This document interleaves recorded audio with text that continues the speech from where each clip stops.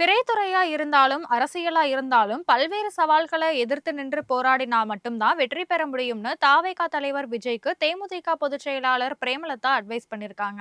திருச்சியில செய்தியாளர்களுக்கு பேட்டியளித்த பிரேமலதா, சுற்றுப்பயண பிரச்சாரத்தை தொடங்கியுள்ள தாவேகா தலைவர் விஜய்க்கு வாழ்த்து தெரிவிச்சிருக்காங்க. ஒவ்வொருவருக்கும் ஒவ்வொரு ஸ்டைல். அதே போலதான் கட்சி தொடங்கியுள்ள விஜய் எப்படி பேச வேண்டும் அப்படிங்கிறது தெரியாதா அப்படின்னு கேள்வி எழுப்பிய அவங்க, விஜய குறை சொல்லவோ, விமர்சனம் செய்யவோ, ஆலோசனை சொல்லவோ நான் விரும்பலன்னு தெரிவிச்சிருக்காங்க. விஜய்க்கு கடும் கூட்டம் ஒண்ணும் பெரிய விஷயம் இல்ல. உச்ச நட்சத்திரமாக இருக்கும் ஒருவருக்கு இப்படி கூடல அப்படின்னாதான் ஆச்சரியம்னு சொல்லியிருக்காங்க.